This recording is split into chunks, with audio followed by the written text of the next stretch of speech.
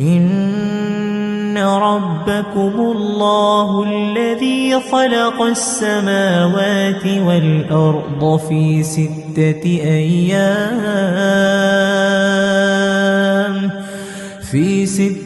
أيام ثم استوى على العرش يغشي الليل النهار يطلبه حثيثا والشمس